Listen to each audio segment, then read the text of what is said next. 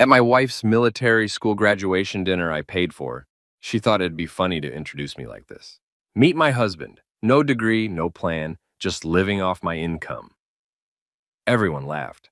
I didn't. I smiled, raised my glass, and said, "Enjoy it. This is the last joke you'll ever make at my expense." Then I walked away, quietly, reclaiming my peace. I still remember the weight of the fork in my hand when she said it. Not because I was gripping it too hard, though I might have been, but because in that single moment, the entire room seemed to tilt, and the only thing keeping me anchored to reality was the cool metal pressing into my palm. We were seated at the head table. White tablecloths, candles flickering in crystal holders, the kind of place where the servers wear gloves, and you're never quite sure which fork to use first. The kind of place I'd picked specifically because I wanted her night to be perfect. Her graduation dinner, her achievement, her moment. I'd made the reservation 3 months in advance, called in a favor to get the private room, paid the deposit from an account she didn't know existed, using money she'd never asked about because she'd stopped asking about a lot of things a long time ago. The guest list was hers, her classmates from the military academy, her commanding officers, her family, her friends from before she enlisted. 23 people total, not counting us. I knew exactly 4 of them by name before that night. The rest were strangers who smiled at me with that particular brand of polite distance you reserve for someone who doesn't quite belong. She was radiant. That's the word everyone kept using. Radiant in her dress uniform, metals catching the light every time she moved. Her hair pulled back in that severe bun that somehow made her look both softer and sharper at the same time. She'd worked for this, bled for it, in some cases literally. I'd seen the bruises, held ice packs to her ribs, listened to her cry into my shoulder after 18-hour days that broke her down and rebuilt her into something I sometimes didn't recognize. But I was proud. God, I was so proud. That's what made it worse. She stood to give her speech about halfway through the main course, some kind of duck preparation that probably cost more per plate than most people spend on groceries in a week.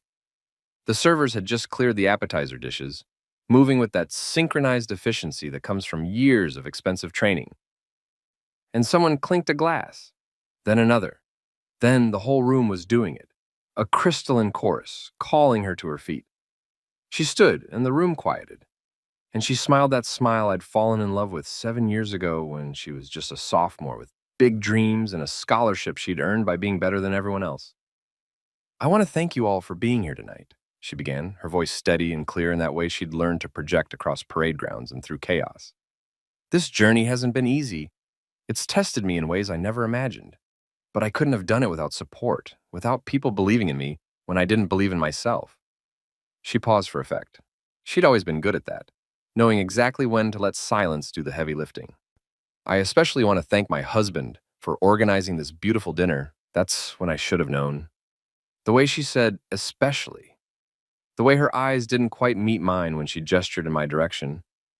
The way a few people at the table closest to us exchanged glances I pretended not to see. I should have known. "In fact, why don't you all meet him properly?" She turned toward me, and her smile widened, and 23 pairs of eyes followed her gesture. "This is my husband. No degree, no plan, just living off my income." The laughter started somewhere in the back. A low chuckle, uncertain at first, like someone testing whether it was okay to laugh at a joke they weren't sure was a joke. Then someone else joined in. Then someone else. Within seconds, the entire room was laughing. Not the polite, restrained laughter of a formal dinner, but the kind of genuine, surprised laughter that comes from something truly unexpected and supposedly funny. Her commanding officer, a colonel with a chest full of ribbons and eyes like a hawk, actually slapped the table. Her mother, sitting 3 seats down from me, covered her mouth but couldn't hide the way her shoulders shook. Her best friend from the academy, a woman I'd cooked dinner for half a dozen times, laughed so hard she had to dab at her eyes with her napkin. Everyone was laughing. Everyone except me. I smiled. I have no idea how I managed it, but I smiled. The same smile I'd perfected over the past 3 years whenever she made little comments about my situation. The same smile I'd worn to her promotion ceremony when her father asked me, loudly enough for half the room to hear, what I did with my time. The same smile I'd plastered on during family dinners when her brother, the investment banker, made jokes about staying relevant in a changing economy while looking directly at me. It's amazing what you can hide behind a smile if you practice enough. I set down my fork, carefully, deliberately, the kind of movement that probably looked calm from the outside but took every ounce of control I had left. Then I picked up my wine glass. Everyone was still laughing, some of them were starting to clap, as if the humiliation of her spouse was an achievement worth celebrating, as if reducing me to a punchline in front of 24 strangers was just another medal she'd earned. I stood. The laughter didn't stop immediately. It tapered off in waves, starting with the people closest to me, who noticed the change in the atmosphere first. Within a few seconds, the room was quiet again, but this time the silence felt different, heavier, like everyone had suddenly realized they might have laughed at something they shouldn't have. I raised my glass. To my wife, I said, my voice steady in a way that surprised even me. Congratulations on your graduation. You've accomplished something truly remarkable. She smiled again, clearly thinking this was my way of playing along, of being a good sport, of letting her have her moment, even if it meant sacrificing my dignity as the price of admission. I looked her directly in the eyes. Enjoy this dinner. Enjoy the laughter. Enjoy the joke. I paused, just like she had, letting the silence stretch. Because this is the last one you'll ever make at my expense. Then I walked away, not stormed out, not made a scene, just walked. Set down my glass, pushed back my chair with careful precision, and walked out of that private room with my head up and my hands steady. Behind me, I heard the silence shatter into confused whispers. Someone called my name. I think it was her mother, though I didn't turn around to check. Someone else said something I couldn't make out, and underneath it all, I heard her voice, sharp with sudden panic, saying, "Wait, that's not—" But I was already gone. The valet brought my car around within minutes. I'd tipped him well when we arrived, knowing I might need a quick exit. I'd learned to always have an exit strategy. Always keep the keys in your pocket. Always park where you can leave without asking permission. I drove home in silence. No music, no podcast, no phone calls. Just the sound of the engine and the rhythm of my own breathing, in and out, counting to 4, each time the way my therapist had taught me years ago. The house was dark when I arrived, our house, though it had stopped feeling like ours somewhere along the way and started feeling like a place where I stored my things in between. Being reminded that I wasn't enough, I didn't turn on the lights. Instead, I walked through the kitchen, past the living room with its carefully arranged furniture and framed photos of her achievements, down the hallway to the room she thought was just my office. It was my office. That part was true. What she didn't know was what I'd been doing in here for the past 4 years. I opened the closet, the one she never looked in because she'd never needed to, never wanted to, and pulled out the 3 boxes I'd kept on the top shelf, hidden behind old textbooks and files she assumed were just clutter I was too sentimental to throw away. Then I started packing. Not my clothes, not yet. I packed the evidence first. The contracts went into the first box. Every single one, organized chronologically in folders I'd color-coded months ago. The NDAs, the licensing agreements, the partnership paperwork, the patent filings, all of it signed, notarized, filed with the appropriate agencies, completely legal and absolutely real. I remember the day I filed the first patent. It was 4 years ago, almost to the day. She'd been in her second year at the academy, coming home exhausted every weekend, collapsing onto the couch and telling me about her week while I made dinner and listened and asked questions and pretended that my own week hadn't been just as demanding in different ways. I'd spent 6 months developing the algorithm, 6 months of 18-hour days, of testing and retesting, of failure after failure, until finally, suddenly, it worked. It worked better than I'd imagined it could. And I'd sat in this office at 3 in the morning, staring at the screen and watching the numbers align in ways that would change everything, and I'd wanted to wake her up.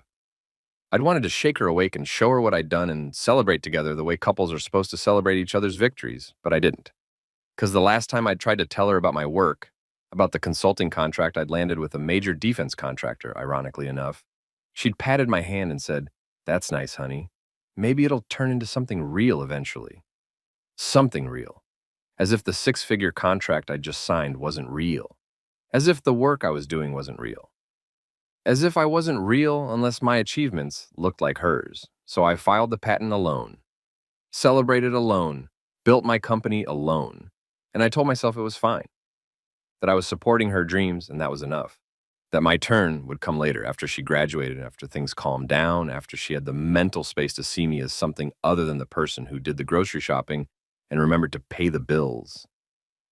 I told myself a lot of things. The financial statements went into the second box, bank statements dating back 7 years, showing the steady accumulation of wealth from contracts and royalties and investments. Property deeds for the commercial building I'd purchased 2 years ago, the one generating rental income she knew nothing about. Stock portfolios, retirement accounts, trust documents. I'd been careful, meticulous even. Everything in my name only, or in the name of my LLC. Everything properly documented and legally separate, not because I was planning for divorce, or maybe I was subconsciously even back then, but because I'd learned early in our marriage that she had strong opinions about our money and how it should be spent, and those opinions didn't include acknowledging that I was generating most of it. The prenup had been her idea. She'd insisted on it before the wedding, worried that if something happened to her in the line of duty, her military benefits and survivor payments wouldn't get tangled up in marital property disputes. Her father had recommended it. Her lawyer had drafted it. I'd signed it without argument because I had my own assets to protect and saw no reason to fight about it. Best decision I ever made, as it turned out. The third box was for everything else. The emails from her that I'd printed out, the ones where she'd called me her little house husband and joked about me finally getting a real job. The text messages to her friends that I'd seen when she left her phone unlocked on the kitchen counter, the ones where she called me dead weight and said she was basically single anyway. The photos from family events where her relatives posed with her and cropped me out before posting them online. I hadn't been snooping, not really. The phone had been sitting there, face up, messages appearing on the screen. The emails had been ones she'd CC'd me on, as if she wanted me to know what she really thought. The photos had been public posts I'd seen while scrolling through social media late at night when I couldn't sleep. I wasn't being paranoid. I was being observant. There's a difference. I added other things to that third box, too. The birthday card from her mother that had been addressed only to her, even though we'd been married for 3 years at that point. The Christmas presents from her family that year, we spent the holidays with them. Everyone had gotten me generic gift cards, while she'd received thoughtful, personal gifts that showed they'd actually paid attention to who she was. The program from her officer promotion ceremony where my name was misspelled in the family in attendance section. The invitation to her brother's wedding where I was listed as "and guest" instead of by name. The photo album from her academy graduation where I appeared in exactly 3 pictures out of 200, always in the background, always slightly out of focus. It was a collection of erasures, of all the ways, big and small, that her family and friends, and eventually she herself, had made it clear that I was temporary, optional, easily forgotten. By the time I heard her car in the driveway, everything was packed and waiting by the front door. 3 boxes stacked neatly, each labeled in my careful handwriting. Evidence, financial records, personal. I sat on the couch in the dark and waited. She came in calling my name. Not angry yet, just confused, probably embarrassed, definitely expecting me to either be sulking in the bedroom or willing to have a conversation about how I'd overreacted. "Hey, can we talk about what happened?" she called from the entryway. "I know you're upset, but..." She stopped when she saw me sitting there, stopped when she saw the boxes. "What's this?" She gestured at them, her voice losing its conciliatory edge. "What are you doing?" "I'm leaving," I said simply. She laughed, but it was a different kind of laugh now, uncertain, defensive. "You're leaving? Over a joke?" "Seriously?" It wasn't a joke. Of course it was a joke. Everyone was laughing. "You're just being sensitive." "It wasn't a joke," I repeated, and something in my tone must have registered because she stopped talking. And even if it was, that's the problem. You really think publicly humiliating your husband is funny. You really believe the person who's supported you through every step of this journey deserves to be reduced to a punchline at the dinner he organized and paid for. I didn't mean it like that. "Yes, you did." I stood up. "You meant exactly that. It's not the first time either. It's just the first time you said it out loud in front of that many people." She opened her mouth, closed it, opened it again. "You've been calling me a deadbeat for 3 years." I continued, my voice calm in a way that seemed to unsettle her more than yelling would have. To my face, to your friends, to your family. You've introduced me to your colleagues as my unemployed husband. You've made comments about how I must be nice to not have any responsibilities. You've joked about how you're the real breadwinner and how I'm living the dream by doing nothing all day. That's not, I never, you did, you have, repeatedly. I picked up the top box, and I let it happen because I loved you, because I thought you were just stressed from school, because I told myself that once you graduated, once you weren't under so much pressure, things would get better. I looked at her then, really looked at her, and wondered when I'd stopped recognizing the person staring back. But tonight, I realized something. Things aren't going to get better. This is who you are now. Someone who values me so little that you'll sacrifice my dignity for applause. Where are you even going? She was angry now. I could hear it creeping into her voice. You don't have anywhere to go. You don't have... I have plenty, I said quietly. That's what you never bothered to find out. I picked up the second box and stacked it on top of the first. What's that supposed to mean? It means, I said, grabbing the third box and heading toward the door, that you're about to find out exactly what no degree, no plan, and living off your income actually looks like when I'm not around to be your punchline anymore. You can't just leave. Watch me. We're married. We have to talk about this. We are married, I agreed, pausing at the door. Which means in about 3 days, you're going to get a visit from my lawyer. And then we won't be married anymore. Your lawyer? She actually laughed again, bitter and disbelieving. With what money? How are you going to pay for a lawyer? I smiled then, a real smile this time, not the fake one I'd been wearing for years. You really have no idea, do you? And then I left. I didn't go far that first night, just to a hotel downtown, one of the nicer ones with a view of the harbor and sheets that cost more than our mortgage payment. I checked in under my own name, my full legal name, the one on all those contracts she'd never seen, and ordered room service. Steak, a good bottle of wine, chocolate cake for dessert. I sat by the window and ate slowly, watching the city lights reflect off the water, and felt the weight I'd been carrying for 3 years start to lift. My phone buzzed, multiple times. Calls from her, texts asking where I was, messages that started as demands and slowly morphed into apologies as the night wore on and I didn't respond. I didn't block her number. That would have been petty. I just turned off notifications and went to sleep in a bed that was just mine. The next morning, I woke up early, a habit from years of maintaining a schedule even when nobody knew what that schedule was, and made a list. First, lawyer. I already had one on retainer, had for 2 years actually, but I needed to move forward with the paperwork. The divorce would be straightforward enough given the prenup we'd signed, the one she'd insisted on because she was protecting her military benefits. And I had agreed to because I had plenty of my own assets to protect and saw no reason to argue about it. Second, accountant. I needed to make sure everything was properly separated, documented, and legally airtight. No joint accounts to untangle, no shared properties to divide, just my things and her things with a very clear line down the middle. Third, real estate agent. The house was in both our names, but I'd paid the down payment from my personal account, something I could prove with bank statements and wire transfers. I'd be buying her out or forcing a sale, whichever made more sense financially. Fourth, my team. I'd been running my business quietly for 4 years, but it was time to make some noise. Time to stop hiding behind NDAs and privacy concerns and start actually existing in the world as myself instead of as her disappointing husband. I spent the morning making calls. By noon, I had appointments scheduled for every item on my list.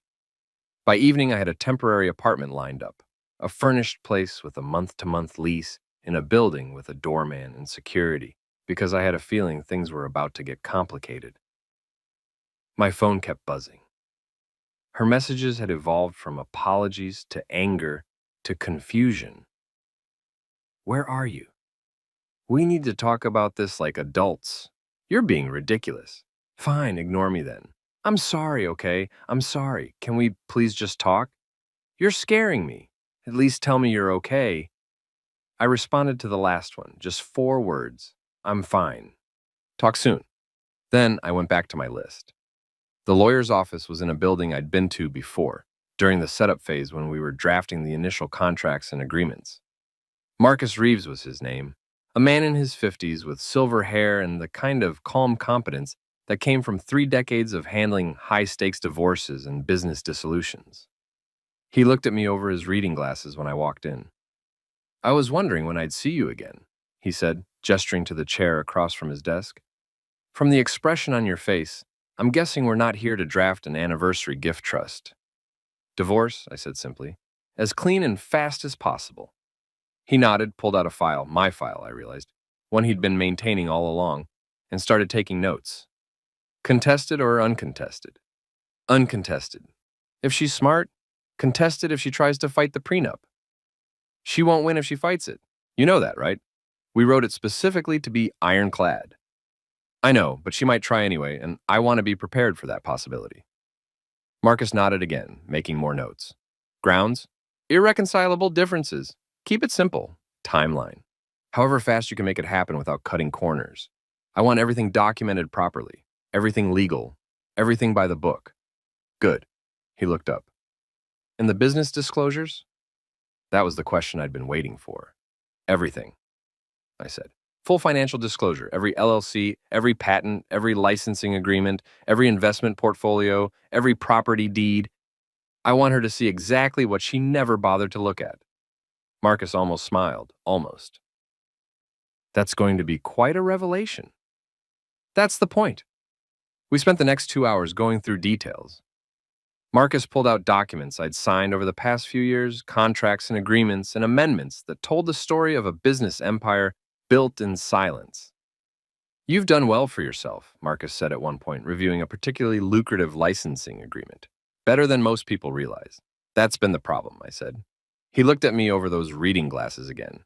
"You know, most people in your situation would have led with the money, would have made sure their spouse knew exactly what they were bringing to the table. I didn't want her to love me for the money, and instead she didn't love you at all." He said it matter-of-factly, not cruel, just honest. At least not in any way that mattered. I didn't argue with him. What was the point? He was right. By the time I left his office, the paperwork was already in motion. She'd have the divorce petition delivered within 72 hours, along with a complete financial disclosure statement that would answer every question she'd never asked. My accountant appointment was shorter, just a matter of confirming that everything was properly documented and separated. Margaret Chen had been handling my business finances for 3 years, ever since the company started generating serious revenue. She was thorough, discreet, and had never once asked why my spouse didn't seem to know about her existence. "You're sure about this?" she asked, reviewing the separation of assets. "Divorce is final. There's no taking it back once it's done." "I'm sure." "And you're comfortable with the financial implications? The property division, There's nothing to divide," I interrupted. "The prenup covers everything. My assets stay mine. Her assets stay hers. Clean split." "What about the house?" "I paid the down payment. I can prove it. I'll either buy her out or we'll sell and split the proceeds minus my initial investment." Margaret made a note. "And she has no claim to your business income?" "None. The company was established before the marriage, funded entirely by my personal investments, and the prenup specifically excludes business assets." "She's going to be surprised." "That's her problem, not mine." The real estate meeting took longer, but only because we had to discuss market conditions and timing. The house would sell easily. It was in a good neighborhood, well-maintained, and I'd done most of the renovations myself over the past few years. That had been another point of contention. She'd wanted to hire contractors for everything. New kitchen, refinished floors, updated bathrooms. I'd done it all myself instead, partly to save money and partly because I enjoyed the work. Enjoyed building something tangible with my own hands. She'd complained about it constantly, said it was taking too long, that the results weren't professional looking, that we should just pay someone who knew what they were doing. Then her friends came over and raved about the renovations, asked who our contractor was, praised the craftsmanship and attention to detail. She never gave me credit for any of it, just smiled and changed the subject. "Your wife okay with selling?" the agent asked, clearly sensing there was a story here. "She will be," I said. "Eventually." By the time I got back to my hotel room that evening, I was exhausted. Not the bad kind of exhaustion, though. The good kind. The kind that comes from actually doing something instead of just enduring something. I ordered room service again and ate while going through emails on my laptop. My business partners were thrilled that I was finally ready to go public with our work. The tech blogs would love the story once they got wind of it. a nobody who'd been quietly revolutionizing predictive modeling software, while his military wife called him a deadbeat. It practically wrote its own headline. But I wasn't doing this for headlines. I was doing this because I was tired of being invisible. There was an email from David Chen, my CTO, and one of the first people I'd brought onto the team. We'd met at a conference 5 years ago, back when I was still developing the initial algorithms, and he was working for one of the big tech giants. We'd stayed in touch, and when I was ready to build out the company, he'd been my first call. "Heard you're finally going public," his email read. "About damn time. The team's been wondering when you'd stop hiding in the shadows. We've built something incredible. Time to let people know about it." He was right. We had built something incredible. The software we'd developed was powering logistics systems for half a dozen Fortune 500 companies. Military applications, civilian supply chains, disaster response coordination. Our algorithms could predict bottlenecks and optimize routing in real time, saving millions in operational costs and, in some cases, literally saving lives by getting critical supplies where they needed to be faster. We held 17 patents between the core technology and its various applications. We had 43 employees across 3 offices. Our revenue last year had been north of 30 million, with profit margins that made established tech companies jealous. And my wife thought I was unemployed. I responded to David's email. "Team meeting next week. Time to make some announcements." Then I opened a message from Sarah Kim, our head of business development. She'd been pushing me for months to raise our profile, to start attending industry conferences under our own name instead of white labeling our technology for other companies. "I've got 3 speaking requests for you," her email said. Tech Summit in Austin, Defense Innovation Conference in and the Global Logistics Forum in Singapore, all in the next 6 months, all offering keynote slots. Say yes to all of them, please. I typed out a reply. Yes to all 3. Let's also start putting together a proper press kit. Time to exist publicly. Her response came back within minutes. Finally, what changed? I stared at that question for a long moment. What had changed? I'd stopped being willing to disappear for someone who'd never appreciated my presence in the first place. Long story. I typed back. Tell you at the team meeting. The next morning, I moved into the apartment. It was smaller than the house, but it was mine. Every piece of furniture, every dish in the cabinet, every book on the shelf, all mine, chosen by me, arranged the way I wanted. I unpacked the 3 boxes methodically. The evidence box went into a locked filing cabinet. The financial records got their own cabinet. The personal items, those painful reminders of who I'd let myself become, went into a drawer I didn't plan on opening again. Then I set up my real office, the one where I could actually work without hiding what I was doing. Triple monitors, mechanical keyboard, ergonomic chair that cost more than most people's monthly rent. Everything I needed to run a software company that most people had never heard of, but that their favorite apps couldn't function without. The irony wasn't lost on me. While she'd been training to defend the nation, I'd been building the infrastructure that half the military's logistics software ran on. While she'd been earning her degree and her medals, I'd been earning royalties from patents that had made me wealthier than she could imagine on a lieutenant's salary. But I'd kept quiet about it because I'd loved her, because I'd wanted her to have her moment, her achievement, her pride in doing something that mattered. I just hadn't realized that her doing something that mattered required me to matter less. On the 3rd day, I got a call from Marcus. "She's been served," he said. "And judging from the 17 calls I've received from her in the past hour, she's read the financial disclosure. And I think you should prepare for some very angry conversations in the near future. She can be as angry as she wants. It doesn't change the facts." "No," Marcus agreed, "and it doesn't. But fury makes people do stupid things. Be prepared for that." I thanked him and hung up. She called exactly 4 minutes later. I let it ring 3 times before I answered. Not to be petty, but because I needed those 3 rings to steady myself. "Hello? What the fuck is this?" Her voice was raw with emotion. Anger, yes, but underneath it, something else. Something that might have been betrayal, or might have been shock, or might have been the dawning realization that she'd made a catastrophic mistake.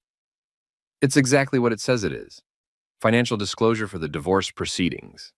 This says, She paused, and I heard papers rustling. This says you have over $8 million in assets, 17 patents, a software company with 43 employees, properties in 3 states, investment portfolios that, Jesus Christ, how is any of this possible? It's possible because I've been working for the past 7 years, building something, creating something that matters. You told me you were between jobs. No, I corrected quietly. You assumed I was between it. You assumed I was doing nothing. You never asked what I actually did with my time. You let me believe. I let you believe whatever you wanted to believe because every time I tried to tell you about my work, you changed the subject. Every time I mentioned a meeting or a deadline or a contract negotiation, you made a joke about my little projects. Every time I tried to share my achievements, you reminded me that your job was more important because it involved real sacrifice. The line went silent. I could hear her breathing, sharp and fast, and I wondered if she was crying. Part of me wanted to ask. Part of me wanted to soften this moment, to make it less painful for both of us. But the larger part of me remembered sitting at that table, fork in hand, while an entire room laughed at her joke about my worthlessness. You made me feel like shit, she finally said, her voice breaking. For years, you let me think I was the only one contributing to this marriage. You let me carry all that pressure, all that stress of being the breadwinner. I didn't let you do anything. You chose to believe you were carrying us. You chose to treat me like I was worthless. You chose to make jokes at my expense and introduce me as your unemployed burden and act like my existence was something you had to tolerate rather than something you chose. That's not fair. You humiliated me at my own expense at a dinner I paid for. My voice rose for the first time and I had to pause to breathe, count to 4, in and out, the way my therapist had taught me. You stood in front of your entire graduating class and your commanding officers and your family and reduced me to a punchline. Not in private, not in a moment of frustration, in public, deliberately, for laughs. I thought you'd laugh too. I thought we had that kind of relationship where we could joke about. We never had that kind of relationship. You just never paid enough attention to notice. More silence. Why didn't you tell me? Her voice was smaller now, stripped of its anger. If you had all this, why didn't you just tell me? That was the question, wasn't it? The one I'd been asking myself for 3 years. I thought about all the times I'd tried, all the aborted conversations, the dismissed mentions, the moments when I'd opened my mouth to share something about my work and seen her eyes glaze over before I'd finished the first sentence. Because I wanted you to love me anyway, I said finally. I wanted to be enough without the money or the patents or the company. I wanted to be valuable to you as a person, not as a bank account. I did love you. I do love you. No, I said quietly, but you love the idea of me. The supportive husband who exists in the background of your achievements. The person who asks how your day was and makes dinner and doesn't require any emotional energy to maintain. That's what you love, but you don't love me. You've never bothered to know me well enough to love me. I could hear her crying now, and part of me, the part that had loved her for 7 years, wanted to comfort her, wanted to say it was okay, that we could work it out, that maybe I was being too harsh, but I didn't, because it wasn't okay, and we couldn't work it out, and I wasn't being harsh, I was being honest for the first time in years. Do you remember the night we met? I asked suddenly. The question seemed to catch her off guard. Her crying paused. What? The night we met? Do you remember it? Of course I remember it. At that party, we talked for hours. What did we talk about? Another pause. I don't know. Everything. School, dreams, life. Be specific, I pressed. What did I tell you about myself that night? You were working on some startup thing, something with computers. I told you about the algorithm I was developing, I said quietly. I spent an hour explaining how predictive modeling could revolutionize supply chain management. I told you about the patents I was planning to file, the company I wanted to build, the problems I thought I could solve. And you listened, really listened, asked questions, seemed genuinely interested. I paused, remembering that night. How excited I'd been to meet someone who seemed to understand, who seemed to care. That's why I fell in love with you, I continued. Because you saw me, you saw what I was trying to build, and you thought it mattered. You made me feel like I mattered. I did, I do think you matter. When? The word came out harder than I intended. When was the last time you asked about my work? When was the last time you wanted to hear about a breakthrough or a new contract or a problem I was trying to solve? Silence. I'll tell you when, I said. 3 years ago, right after you enlisted, you came home from your first week of training, exhausted and exhilarated, and I tried to tell you about the defense contract I just landed. Do you remember what you said? I don't. You said, "That's nice, honey, but can we talk about something real?" I just spent a week learning how to actually contribute to national security. I heard my voice crack slightly. Something real. As if what I did wasn't real. As if my work didn't matter because it wasn't in uniform. I was tired. I didn't mean, you meant it, I interrupted. And you've meant it every time since. Every joke about me being unemployed, every introduction that reduced me to a burden, every time you dismissed my work as cute or sweet or one of his little projects. You meant all of it. She was crying harder now, and I realized I was crying too. Tears running down my face in the empty apartment, phone pressed to my ear, having the conversation I should have demanded 3 years ago. "I'm sorry," she said, her voice barely audible. "I'm so sorry." I didn't realize, I didn't know. That's the problem, I said gently. You didn't know because you never asked. You never bothered to look past your assumptions to see who I actually was. Can we fix this? Please. I'll do better, No. The word hung in the air between us, final and irrevocable. The divorce is happening, I continued. You can contest it if you want, but the prenup is solid and the grounds are legitimate. We can do this amicably, or we can do it the hard way. Either way, we're doing it. Just like that? 7 years and you're just done? I was done 3 years ago, I said. I just didn't realize it until you made that joke. It was just a joke. It was the truth you've been too cowardly to say out loud until you had an audience to laugh with you. I hung up before she could respond. My hands were shaking, my heart was pounding. But underneath the adrenaline and the anger and the grief, I felt something else. Relief. The next few weeks were a blur of appointments and paperwork and difficult conversations. Her family tried to reach out. Her mother called twice. Her brother sent several emails. Her father left a voicemail that was equal parts guilt trip and demand that I be a man about the situation. Her mother's message was the hardest to ignore. I don't know what happened between you two, she said, her voice tight with emotion, but she's devastated. She's my daughter, and I love her, but I want you to know that I never thought you were unemployed or unsuccessful or whatever she told people. I always knew you were doing something, working on something. I should have asked more about it. I should have stood up for you when people made jokes. I'm sorry I didn't. I almost called her back, almost explained everything. But what would be the point? She was going to take her daughter's side, regardless, as she should. I didn't need her understanding or her apology. Her brother's emails were less sympathetic.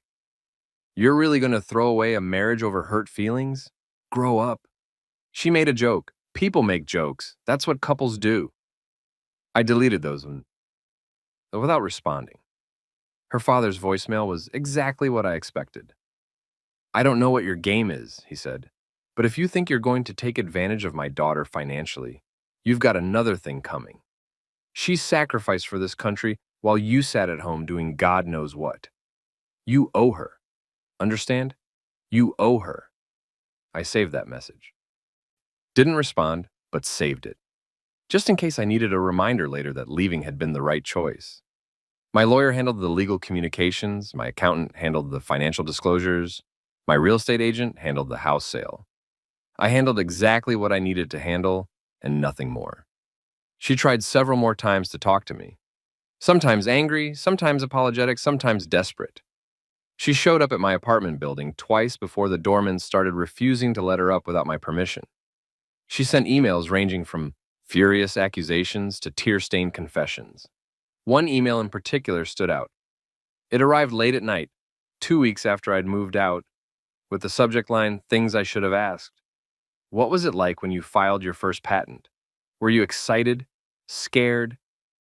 Did you want to celebrate with someone? Did you want to celebrate with me? What does your office look like now that you don't have to hide what you're doing? Do you have pictures of us there, or did you take them all down? What's your favorite part of your work? What problems are you most excited about solving? What keeps you up at night? The good kind of keeping up, where you can't stop thinking about something because it's so interesting.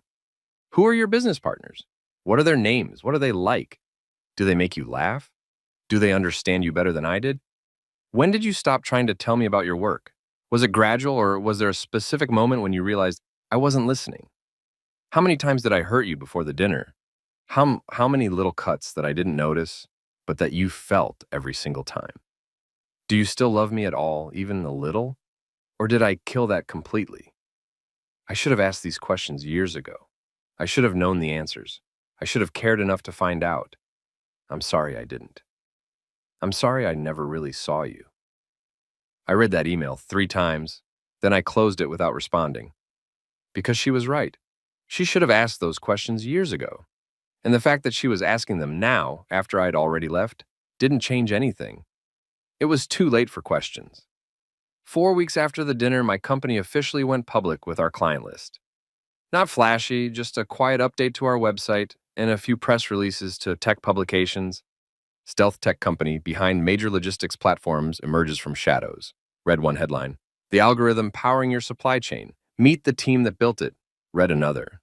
From obscurity to omnipresence. How one company quietly changed everything. Read a third. Within days, my LinkedIn exploded with connection requests. My email filled with interview requests. My phone wouldn't stop ringing with reporters wanting to know why a successful software CEO had been living in obscurity while his military wife called him unemployed. The story was too good for them to resist. They all wanted the narrative. Wronged husband reveals secret success to embarrass ungrateful wife. Revenge through revelation, justice through exposure. I turned down every single interview request. Because that wasn't the story. Or rather, it was a story, but it wasn't mine. My story wasn't about revenge. It wasn't about proving her wrong or humiliating her the way she'd humiliated me. It was about reclaiming my own narrative, about stopping the performance of being less than I was, about refusing to shrink myself to make someone else feel bigger. But one journalist was persistent. Her name was Michelle Torres, and she'd been covering the tech industry for 20 years. She sent me 3 emails over the course of 2 weeks, each one more thoughtful and less sensational than the typical media inquiries I was getting. Her third email got my attention. I understand why you're declining interviews. The story everyone wants to tell isn't the story worth telling. They want drama and revenge and schadenfreude. They want a villain and a hero and a satisfying conclusion where the underestimated genius gets the last laugh. But I think there's a different story here. One about the cost of invisibility, about what happens when we value certain kinds of work over others, about marriages that fail not because of infidelity or abuse, but because one person stops seeing the other as fully human. I'd like to tell that story, if you're interested. Not a hit piece on your ex-wife, not a puff piece about your success. Just an honest exploration of what it means to be systematically undervalued by the person who's supposed to value you most. If you're not interested, I understand, but the offer stands. I read that email on a Friday evening, sitting in my apartment with a glass of whiskey and a view of the city lights. Then I wrote back, "Coffee next week, let's talk." Michelle met me at a cafe near my office. She was in her 40s with gray-streaked hair, pulled back in a no-nonsense ponytail, and eyes that seemed to catalog everything without judgment. "Thank you for meeting with me," she said, pulling out a notebook. "I promise this isn't an ambush interview." "I know. I read your work before I agreed to meet. You're better than most." She smiled slightly. "That's a low bar, but I'll take it." We talked for 3 hours. Not about the dinner, though we touched on it. Not about the divorce, though that came up too. Mostly, we talked about visibility and value and the different ways society measures worth. "Here's what I don't understand," Michelle said at one point. "You had all this success, all this money, all this proof of your value. Why not just show her? Why not force her to see what you'd accomplished?" "Because I didn't want to win an argument," I said. "I wanted to be known. And you can't force someone to know you. They either care enough to find out or they don't." She didn't. No, she didn't. Michelle made a note. "Do you think it would have made a difference? If she'd known about the company, the patents, the money?" I thought about that, really thought about it. "Maybe in the short term," I said finally. "Maybe she would have been impressed or proud or at least less dismissive, but in the long term, no." Because the problem wasn't that she didn't know about my success. The problem was that she didn't care who I was as a person. The money would have changed how she introduced me at parties. But it wouldn't have changed the fact that she never asked what I thought about or what I dreamed about or what made me feel alive. That's remarkably clear-eyed of you. I've had a lot of therapy, I said wryly. She laughed. Haven't we all? We talked more about the nature of value, about how different kinds of work get recognized or ignored, about the weird hierarchy that places military service above most civilian achievements, even when those civilian achievements might be equally or more impactful. I'm not saying military service isn't valuable, I clarified. It is. It's necessary and difficult and worthy of respect. But so is building infrastructure that saves lives. So is creating algorithms that optimize disaster response. So is doing any work that makes the world function better. But one looks more heroic than the other. Exactly. One comes with a uniform and medals and automatic respect. The other comes with patents and licensing agreements and most people not knowing you exist. Michelle nodded. And your wife valued the visible heroism over the invisible impact. She valued what made her look good, what fit into her narrative of being the successful one, the important one, the one who mattered. That must have been lonely. I felt something catch in my throat. Yeah, it was. The article came out 3 weeks later. It was fair, balanced, and focused more on the work than the drama. Michelle interviewed several people from my company, a few industry experts who explained why our technology mattered, and surprisingly, my ex-wife. I didn't know she'd agreed to be interviewed until I saw the article.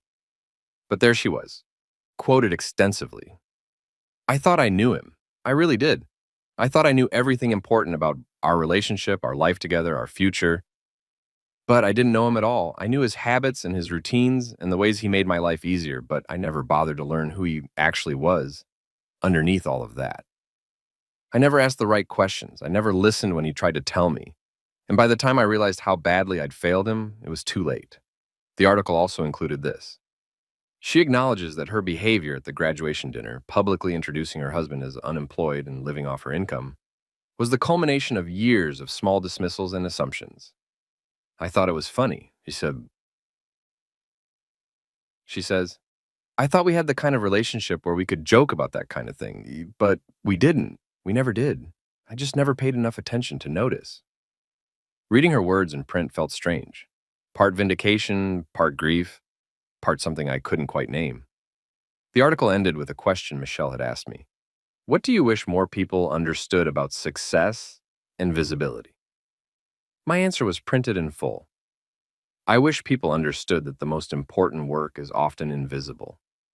That the people who make your life function smoothly, whether they're writing code or managing logistics or caring for others, are often doing incredibly complex, valuable things that you never see. And I wish people understood that loving someone means being curious about them, really curious, and not just tolerating their presence or appreciating what they do for you, but actively wanting to know who they are and what matters to them. If you love someone, but you can't describe their dreams or their fears or their passions, then you don't actually know them. And if you don't know them, you're not really loving them. You're loving the idea of them, the convenient fiction, the supporting character in your story, but you're not loving the actual person. The article went viral in certain circles. Tech Twitter loved it. Military forums had mixed reactions, some supportive, some defensive, some arguing that I was being too hard on service members who were under incredible pressure. I didn't engage with any of it. I'd said what I needed to say. The rest was just noise. 6 months after the dinner, I ran into her commanding officer at a coffee shop near my new apartment, the colonel who'd laughed and slapped the table when she made her joke. He recognized me immediately, had the grace to look uncomfortable. I owe you an apology, he said, not bothering with small talk. We all do. She never told us who you actually were. She didn't know who I actually was, I said simply. That was the problem. He nodded, understanding more than I'd said. For what it's worth, she's been having a hard time. With the divorce, with the revelation about your work, with the way things ended. I'm sorry to hear that. And I was, genuinely. I didn't wish her pain, even now. Are you? He studied me. Sorry, I mean. I thought about it. Really thought about it. I'm sorry it had to end the way it did, I said finally. I'm sorry she never gave me the chance to be a full person in her eyes. I'm sorry she valued performance over partnership, but am I sorry I left? No, not even a little bit. The colonel nodded again. She asked me to tell you she misses you, if I saw you. Tell her I hope she finds someone who makes her happy, someone she actually sees. What about you? Are you happy? Was I happy? I thought about my apartment with its killer view and its silence that didn't feel lonely anymore, and I thought about my company expanding into new markets. I thought about the patents I was filing and the team I was building and the work I was doing that actually mattered to me. I thought about waking up every morning and not having to smile when I didn't mean it. Yeah, I said, I'm getting there. The colonel bought his coffee and turned to leave, then paused. Can I tell you something off the record? Sure. That night at the dinner when she made that joke, I laughed. We all laughed. And I'm ashamed of that now. Because even if we didn't know the whole story, we should have known better than to laugh at someone being publicly humiliated by their spouse. That's not funny. That's cruel. And I should have been better than that. He looked genuinely remorseful, and I felt something in me soften slightly. Thank you for saying that. For what it's worth, I've been using it as a teaching moment with my officers.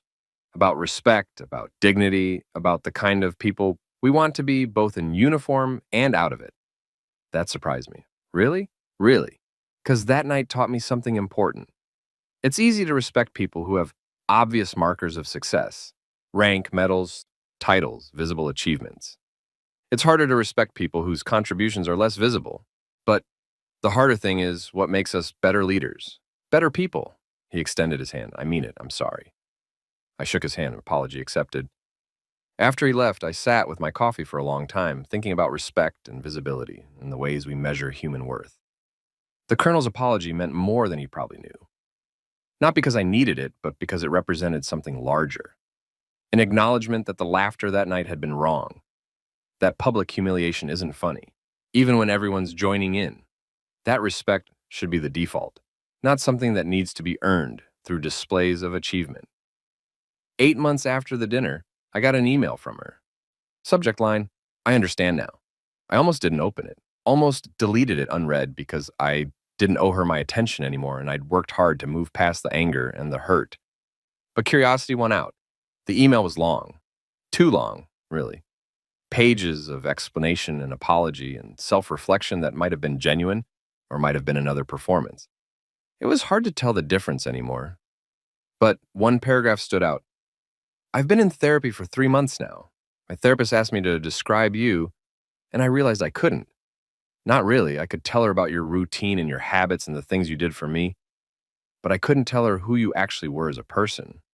I couldn't name your dreams or your fears or your passions. I couldn't describe what made you laugh or what kept you up at night or what you thought about when you were alone. And that's when I realized that I'd spent 7 years married to someone I'd never bothered to meet. I read that paragraph 3 times. Then I closed the email and started writing a response. Not to her. She didn't need my absolution or my forgiveness or my acknowledgement of her growth. That was between her and herself. I wrote to myself. A letter I'd needed to write for years but had never found the words for.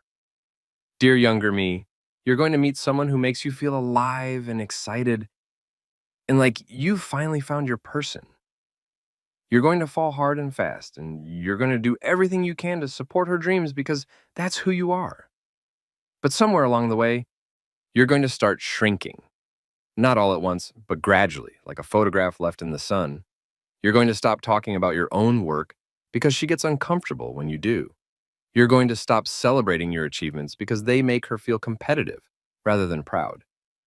You're going to start measuring your worth by how well you support her rather than by what you're building for yourself. And one day, she's going to make a joke at your expense in front of a room full of people, and you're going to realize that the person you've been supporting doesn't actually see you at all. It's going to hurt. God, it's going to hurt in ways you can't imagine. But you're going to walk away. You're going to choose yourself. You're going to stop performing the role of the supportive but unsuccessful husband and start being the successful, capable, valuable person you've always been. And it's going to be the best decision you ever make. Not because she wasn't worth loving, she was. She probably still is, to someone who fits better into her vision of what a partner should be. But because you're worth loving too. And you deserve someone who sees that without needing a financial disclosure statement to prove it. So walk away when you need to. Don't apologize for being more than she expected. Don't shrink yourself to fit into someone else's narrative. And for God's sake, don't wait 7 years to leave a dinner where you're the punchline. You're worth so much more than that. Love you, but wiser. I saved the letter in a file on my computer. Didn't send it anywhere, didn't show it to anyone, just kept it for myself as a reminder. A year after the dinner, my company hit a major milestone. One of our patents was licensed to 3 of the biggest tech companies in the world. The resulting royalty payments meant I could retire comfortably if I wanted to. I didn't want to. Instead, I threw a party. A small one, just my core team and a few close friends I'd made since the divorce. People who knew me as I actually was, not as someone's unsuccessful husband. We rented out a private room at a restaurant. Not the same one. I had no desire to revisit that scene, but a nice one. White tablecloths, flickering candles, servers and gloves. When it came time for speeches, my CTO stood up and said, "Here's to the guy who built something incredible while everyone thought he was doing nothing. And to the fact that he finally stopped hiding it." Everyone raised their glasses. I stood up, raised mine. "To being seen," I said simply. "To being seen," they echoed. And for the first time in years, I felt like I actually was. Visible. Valuable. Seen. Not because I'd proven anything to anyone who doubted me. Not because I'd made her regret her words or her behavior or her fundamental failure to know who I was. But because I'd finally stopped performing for an audience that wasn't watching anyway. 2 years after the dinner, I met someone new. It wasn't planned. It wasn't something I was looking for. Just a random encounter at a bookstore where we both reached for the same obscure biography of a tech pioneer. She smiled at me. "You read this stuff too?" "Occupational hazard?" I said. "I'm in tech." "Oh yeah? What do you do?" And I told her. Not everything, not the whole story, but the truth. I ran a software company. I held patents. I built things that mattered. "That's amazing," she said, and sounded like she meant it. "I'd love to hear more about it sometime." Her name was Elena. She was a physical therapist, ran her own practice, had her own achievements and passions and dreams that had nothing to do with whether I validated them. We went for coffee, then dinner, then a weekend trip where she asked questions about my work and actually listened to the answers, where she celebrated my achievements without competing with them, where she made space for me to be a whole person instead of a supporting character in her story. The difference was stark, immediate, almost disorienting in how fundamentally different it felt to be with someone who was actually curious about me. On our third date, she asked me to explain one of my patents to her. "Fair warning," I said, "it's pretty technical. Lots of jargon and mathematical concepts." "I know, but I want to understand what you built. Not just that you built something successful, but what it actually is and why it matters." So I explained it. Drew diagrams on a napkin, used analogies to make the concepts accessible, walked her through the problem I'd been trying to solve, and how the solution had evolved. She listened intently, asked clarifying questions, and at the end said, "So basically, you figured out how to make complex systems talk to each other more efficiently." And that ripples out to affect everything from how quickly people get their Amazon packages to how fast emergency supplies reach disaster zones. Essentially, yes. That's incredible. You're literally making the world work better, and most people have no idea you exist. I laughed. "Welcome to software development." "No," she said seriously. "I mean it. That's important work. Just as important as anything done in uniform or in a hospital or anywhere else. Maybe more important, because it's infrastructure. It's the invisible foundation everything else is built on."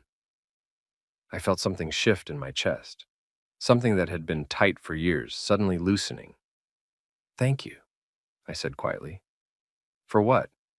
"For seeing it, for seeing me." She reached across the table and took my hand. "Of course I see you. Why wouldn't I?" That question stayed with me for days. Why wouldn't she? Why wouldn't anyone? And the answer, I realized, was that some people chose not to see, chose to maintain their assumptions rather than challenge them, chose comfort over curiosity. My ex-wife had chosen not to see me, had actively maintained her narrative of being the successful one, the important one, the one carrying us both, because that narrative made her feel good about herself. But Elena was different. Elena chose to see, chose curiosity over assumption, chose to know me rather than imagine me. 3 months into the relationship, she met some of my friends. 6 months in, I met her family. 9 months in, she saw me give a presentation at a tech conference and told me afterward that watching me talk about my work was one of the hottest things she'd ever experienced. You light up when you talk about this stuff, she said. It's like watching someone be completely, authentically themselves. I'd never had anyone say that to me before. Never had anyone see my passion for my work as attractive rather than threatening. Never had anyone celebrate my expertise rather than competing with it. A year into the relationship, we were having dinner at her apartment when she asked me something no one had ever asked me before. Can I read your patents? I stared at her. What? Your patents, the ones you filed. I want to understand what you built. Not just the business side, but the actual technical innovations. Can I read them? They're pretty dense, I warned. Lots of technical jargon and legal language. I know, but I want to understand what you do. Really understand it. So I sent her the links. All 17 patents. Thousands of pages of technical documentation and legal filings. She spent the next week reading them, would text me questions at random times. What does this section mean? Can you explain this algorithm? How did you come up with this approach? I'd answer each question in detail, sometimes with follow-up diagrams or supplementary explanations, amazed that someone was actually taking the time to engage with my work at this level. At the end of the week, she showed up at my apartment with a bottle of champagne and a card.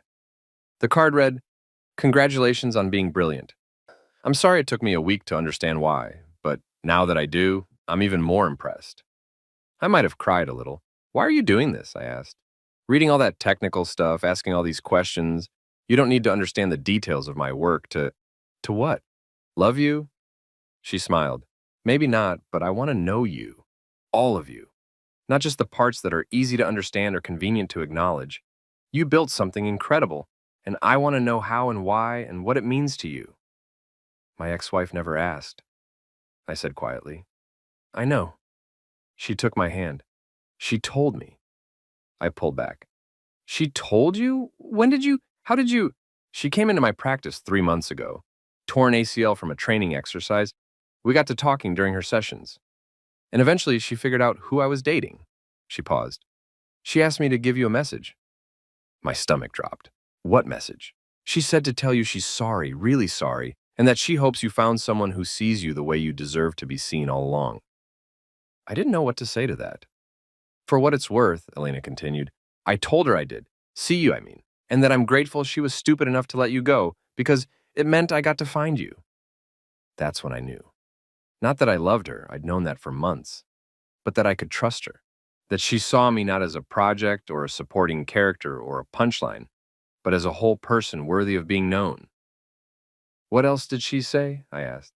My ex-wife. Elena hesitated. Are you sure you want to know? Yeah, I think I do. She said that losing you was the biggest mistake of her life, that she didn't realize what she had until it was gone, that she'd been working on herself, trying to understand what went wrong, trying to be better for the next person she dated. Elena paused. She also said that she hopes you're happy, that you deserve to be happy, and that she's genuinely glad you found someone who treats you the way she should have. I processed that for a moment.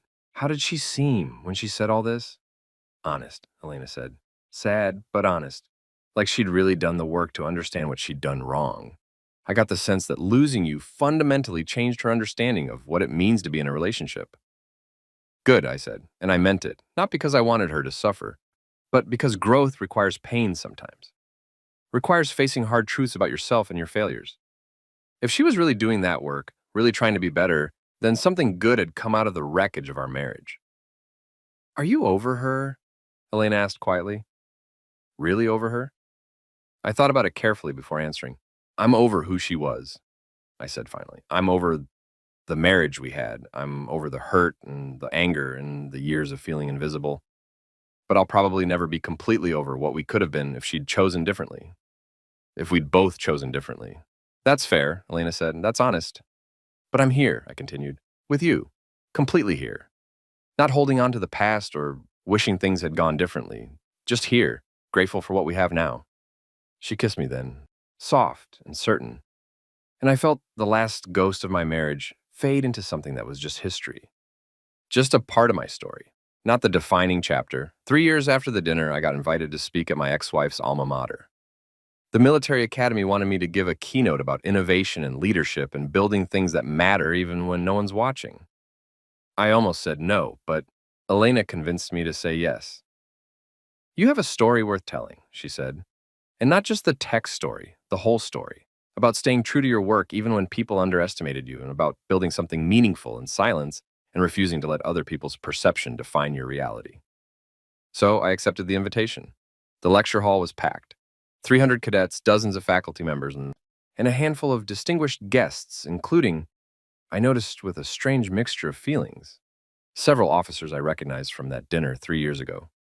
My ex-wife wasn't there. I'd been told she'd declined the invitation to attend, said it would be too difficult. I respected that. I stood at the podium and looked out at all those eager faces, these people who were training to serve and protect and lead, and I thought about what I wanted to say. I didn't tell them about the dinner. That wasn't the point. Instead, I talked about the difference between visibility and value, about how our society often conflates the two, assuming that if work isn't visible or celebrated or understood by others, it must not matter. But some of the most important work happens in silence, I said, in the background, in the unglamorous hours of problem solving and testing and failing and trying again. And just because people don't see it doesn't mean it's not valuable, doesn't mean it's not changing the world. I talked about the danger of measuring your worth by other people's recognition, about how external validation is addictive, but ultimately hollow if it's not rooted in genuine respect and understanding. You're all training to lead, I continued. And leadership isn't just about inspiring people or giving orders or being the most visible person in the room. It's about seeing the value in others even when it's not obvious. Especially when it's not obvious.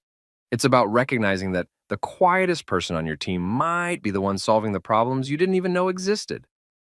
I talked about the patents, the software, the company I'd built while people assumed I was doing nothing. But mostly, I talked about the importance of knowing the people you claim to love or lead or work with.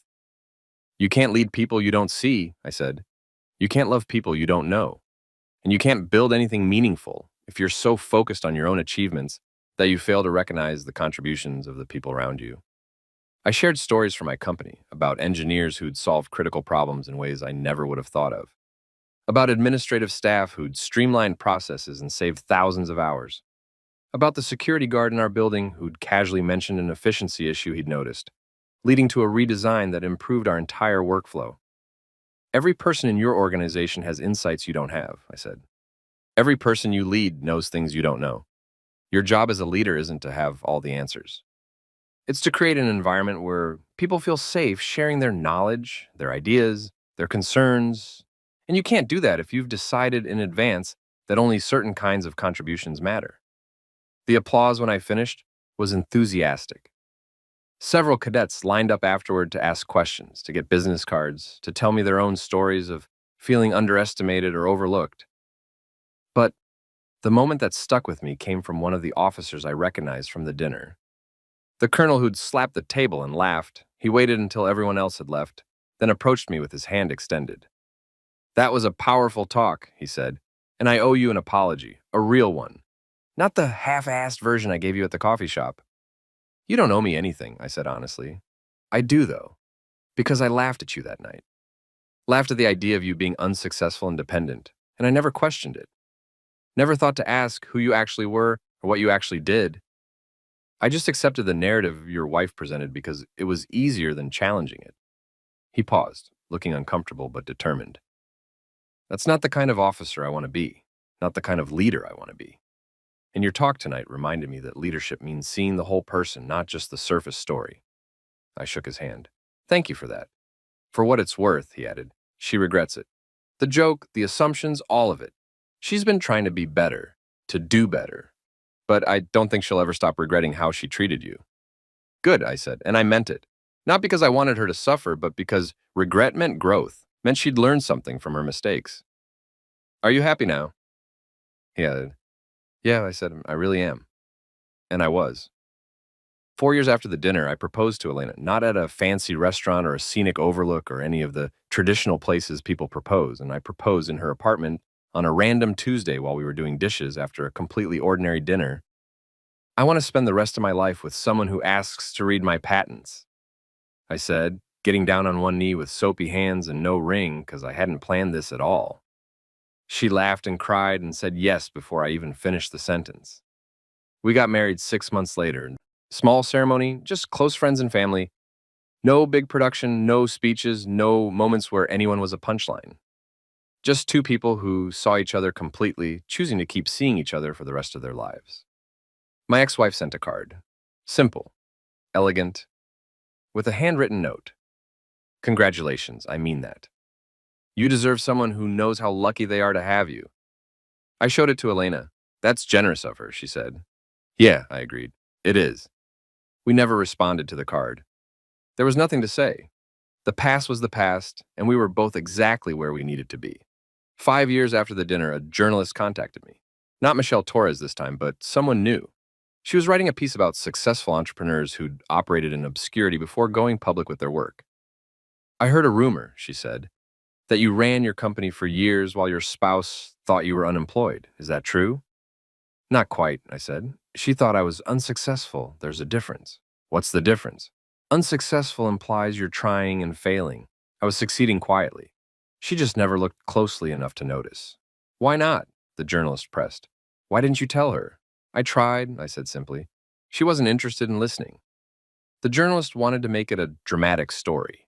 Wronged husband, clueless wife, revenge through success. She kept pushing for details about the dinner, about the divorce, about the moment I got my revenge. I declined to provide them. This isn't a revenge story, I told her. It's a story about refusing to diminish yourself to fit someone else's narrative, about choosing to be seen rather than staying invisible for someone's comfort. That's not revenge. That's self-respect. She pressed harder, but I held firm. Eventually, she gave up and wrote her article without my participation. It was sensationalized and mostly inaccurate, but I didn't care enough to correct it. The people who mattered knew the truth. 6 years after the dinner, Elena and I bought a house. A real house, not a showpiece or an investment, but a home where we planned to build a life together. We were unpacking boxes when I found it. The evidence box from that night.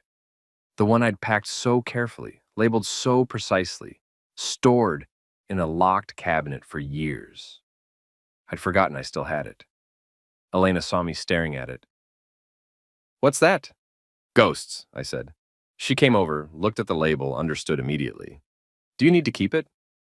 I thought about it, really thought about it. All the emails and texts and photos documenting my ex-wife's dismissal, all the proof I'd gathered that I was right to leave, right to feel hurt, right to demand better. Did I need to keep it? No, I said finally. I don't think I do. We spent the evening going through it together.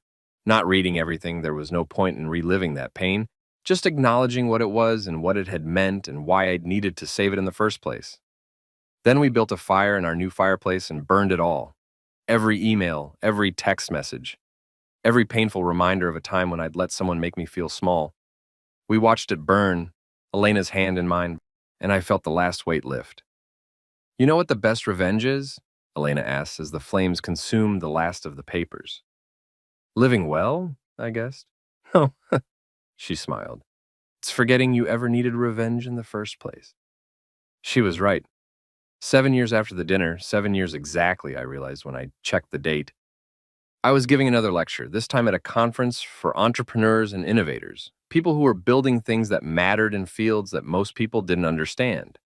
During the Q&A, someone asked me the question I'd been asked 100 times in 100 different ways. What's the most important lesson you've learned in your career? I could have talked about technical strategies or business models or market analysis.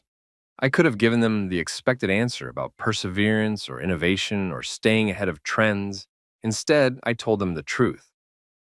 The most important lesson I've learned, I said, is that you can't let other people's perception of you become your reality. People will underestimate you. They'll misunderstand you. They'll make assumptions about your worth based on incomplete information or their own biases or what's most convenient for their narrative. I paused, thinking about that dinner 7 years ago, about the laughter, about the weight of the fork in my hand and the choice I'd made. to walk away. And when that happens, I continued, you have two choices. You can shrink yourself to fit their perception, or you can hold steady and wait for them to catch up to your reality. The first option is easier in the short term. The second option is the only one that lets you live authentically. Someone in the audience raised their hand. What if they never catch up? What if people never see you the way you deserve to be seen? Then you find new people, I said simply. You find people who are willing to actually look, who are interested in knowing you rather than assuming they already do, who value understanding over convenience. I smiled, thinking about Elena at home, probably reading a book in the sunroom we'd just finished renovating together. And you let the ones who weren't willing to look simply fade into your past where they belong. The applause was warm, appreciative, but I barely heard it, because in that moment, I realized something that had taken 7 years to fully understand. That dinner wasn't the end of something. It was the beginning of refusing to be small, the beginning of demanding to be seen, the beginning of choosing myself with the same devotion I'd once chosen her. That dinner was the night I stopped performing the role of the supportive but unsuccessful husband and started living as the successful, capable, valuable person I'd always been. And that person, the real me, the whole me, the me that existed whether anyone acknowledged it or not, was worth more than any amount of applause or recognition or validation from people who'd never bothered to look past the surface. I went home that night to Elena, who knew my dreams and my fears and my passions, who could describe what made me laugh and what kept me up at night and what I thought about when I was alone. Who knew me, really knew me. And that knowledge of that being seen completely and chosen anyway was worth more than every achievement, every patent, every milestone my company had ever hit. Because at the end of the day, success isn't measured in dollars or recognition or public acknowledgement. It's measured in whether you're living authentically, whether you're being true to yourself even when no one's watching, whether you're building a life that reflects your values rather than other people's expectations. And by that measure, walking away from that dinner 7 years ago was the most successful thing I'd ever done. Not because it proved her wrong, but because it proved me right. I was worth more than being someone's punchline. I was worth more than shrinking myself for someone else's comfort. I was worth more than staying invisible to avoid threatening someone's ego. I was worth being seen, and I finally was. That night, as I sat in the home I'd built with someone who actually knew me, I thought about that younger version of myself, the one who'd smiled through the humiliation, the one who'd raised his glass and walked away with his dignity intact. I wanted to tell him something. I wanted to tell him that it gets better, that the pain fades, that walking away was the right choice and the brave choice and the only choice that had led to this moment. I wanted to tell him that he was enough, had always been enough, would always be enough regardless of who did or didn't recognize it. But mostly, I wanted to tell him thank you. Thank you for refusing to stay. Thank you for choosing self-respect over comfortable familiarity. And thank you for believing that he deserved better even when better seemed impossible to imagine. That night at the dinner, when I walked away from the laughter and the humiliation and the woman I'd thought I'd spend my life with, I didn't know what would come next. I just knew I couldn't stay. And it turned out that knowing when to leave was the first step toward learning how to truly arrive. 7 years later, I'd finally arrived. Not at some destination of complete success or perfect happiness or total validation, but at a place where I was fully myself, seen, known, valued, and home. And that was enough, more than enough. That was everything.